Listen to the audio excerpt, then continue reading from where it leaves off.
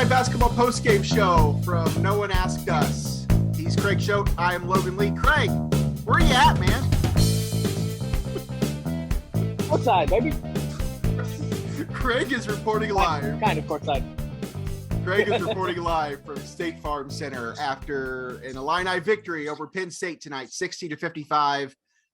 Illinois getting a very important win tonight that locks them into a double bye in the Big Ten tournament, and then sets up the regular season finale this weekend. As I said, Illinois 60 over Penn State 55. Craig, let's just hear your thoughts. How's the experience watching this one live? Because watching from home was not really enjoyable, I'll be honest.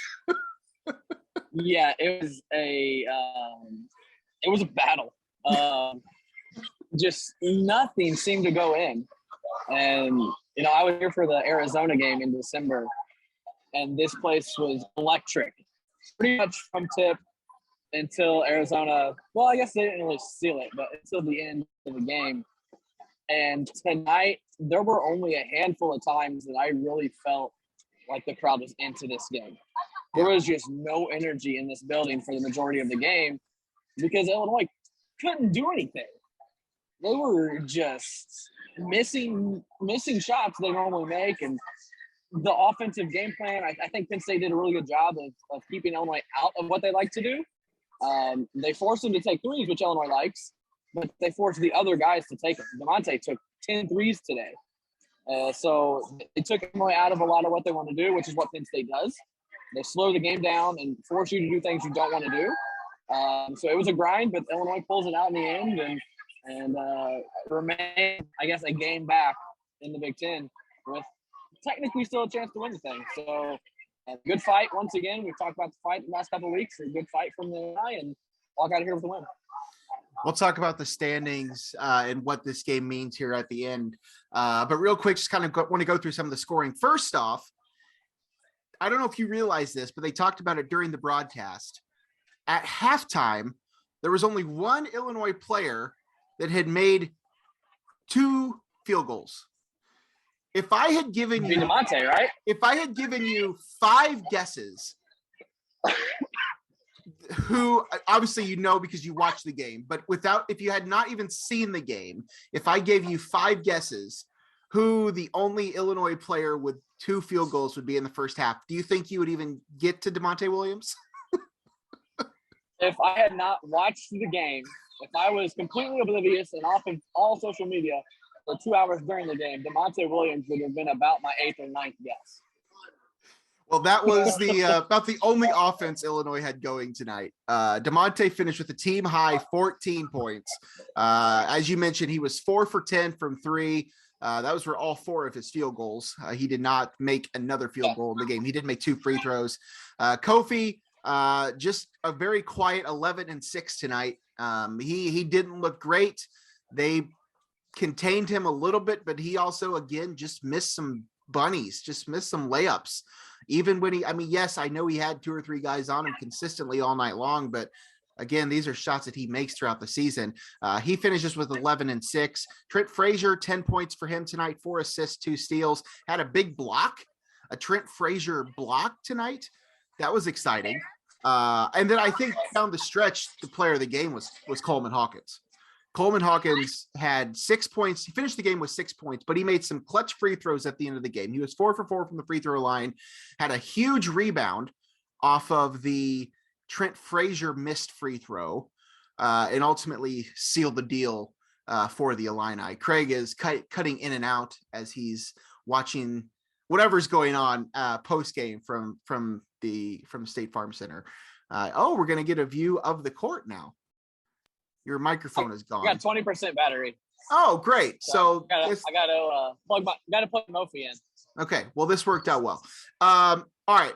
Basically, we've already gone through the scoring. Let's see.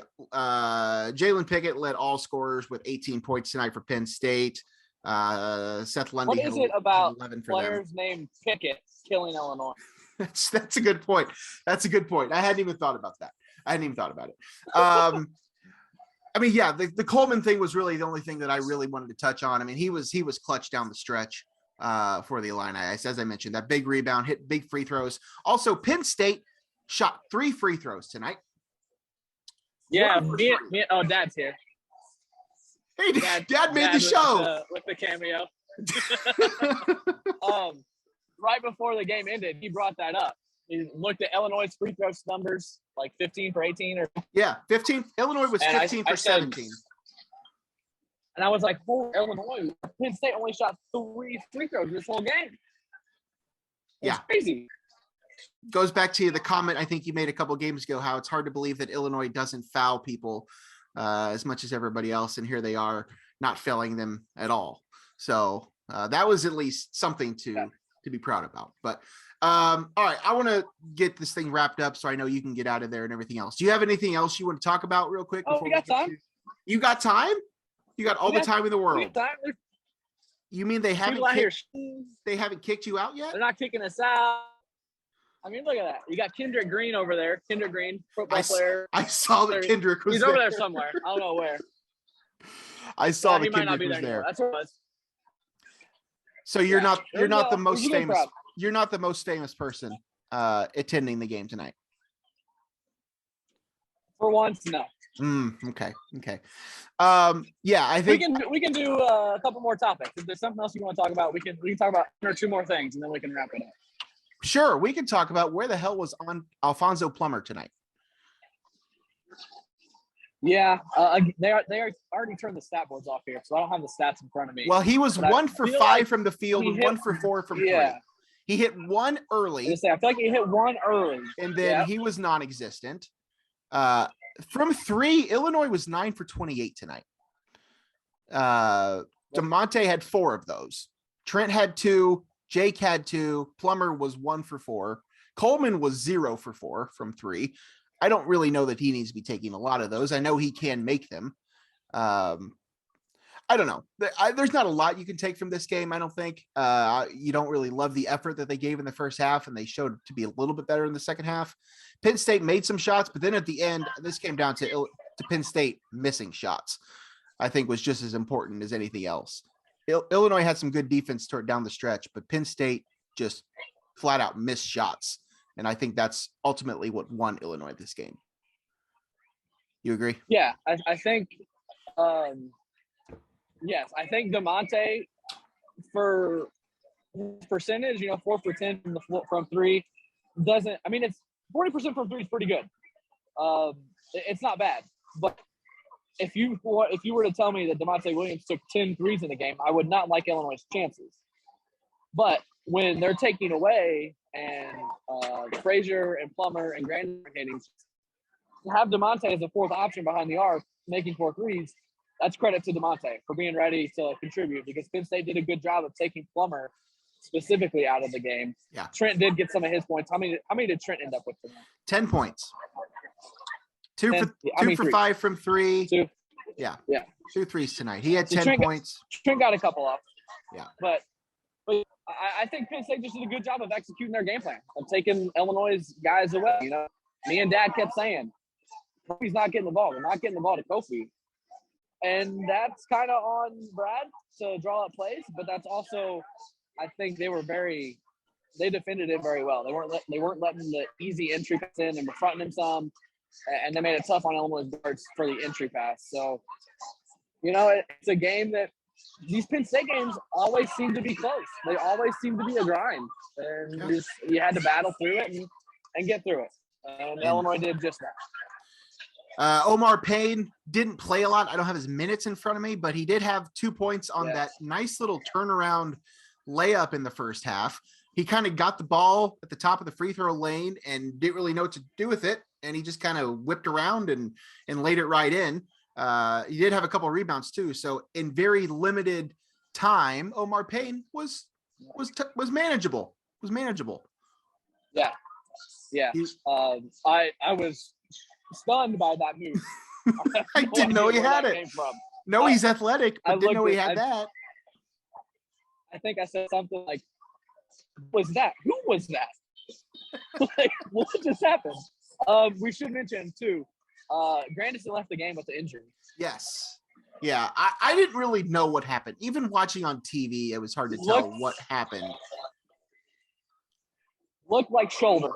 Yeah, like his shoulder. that's what he was leaning towards, but I don't like in terms of what actually happened with the contact, it was hard to tell. Even watching on TV, I wasn't really sure what happened. He did stay in the game briefly, but then he kind of removed himself shortly after that. So that's not obviously promising. Illinois is already lacking a couple guys depth-wise.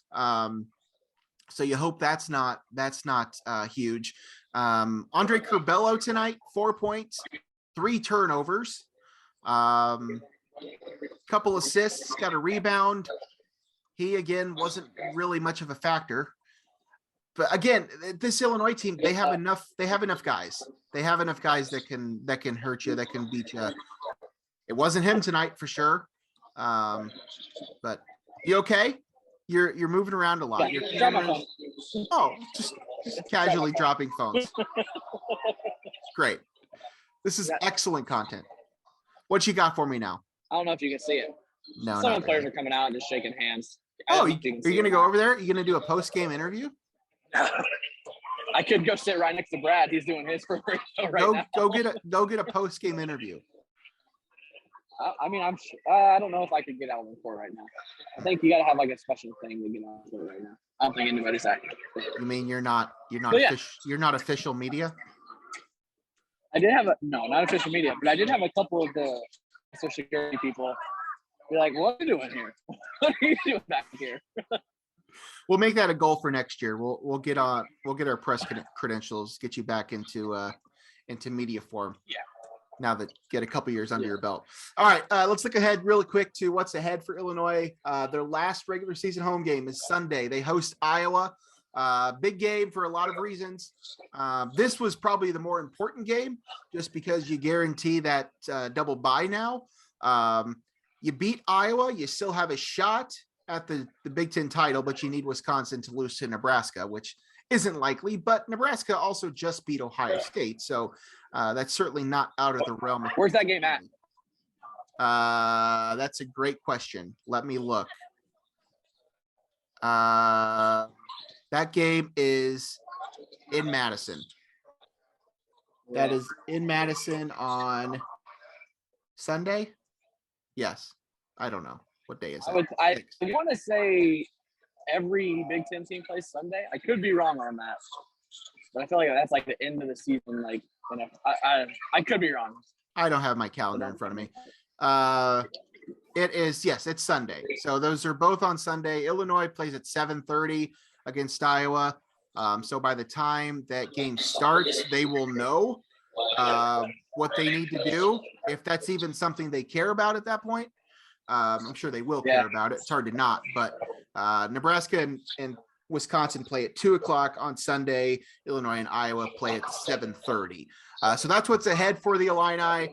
As Craig mentioned, currently in the standings, they have that 1-game lead on Illinois. Wisconsin does. So if they lose and Illinois wins, Illinois gets to share the Big Ten title. If Illinois wins and Wisconsin wins, or Illinois wins and Wisconsin wins, Illinois has the 2 seed in the Big Ten tournament, which would also be just as important. That's what I was going to say. Is Illinois locked into the 2 or 3? If they beat Iowa, yes. But if they don't beat Iowa, then and Purdue wins, then they will be tied. And then Purdue will have the tiebreaker. That's what I said. Illinois locked into a 2 or a 3. Correct. Yes. Ohio State. Yes. Ohio State is another game. It's 2 games back. So yes, Illinois is locked into a 2 or a 3 seed. So or either 1. way. Well, yeah, or a 1. Or a 1. That's a good point. They could still get the 1. But that is certainly still in play. So that's coming up on Sunday. Illinois, Iowa, 7:30 Eastern time, I should say, 6:30 for those of you in the Champaign area. All right. Anything else you want to touch on? Any other live reports you want to give? Any interviews you want to conduct? No, I'm good. Are you sure? Got a long drive. Yeah, How was you're making the drive tonight? Yeah. Ah, I gotta work tomorrow. we could have done this from the car. We could have talked for 3 Could've. hours. I wanted to get the full experience, you know? I Hey, mean, come on. the This is the viewers, content people want, Logan the Lee. viewers at home will certainly appreciate that. I'm not sure the listeners on Spotify or Apple will care as much, but the viewers on YouTube will certainly appreciate That's true. the content that you are providing. All right, we're going to shut it down then. For Craig, I'm Logan. We'll see you guys on Sunday. For one last time, this was Illinois over Penn State, 59-55. We'll see you guys on Sunday. Peace.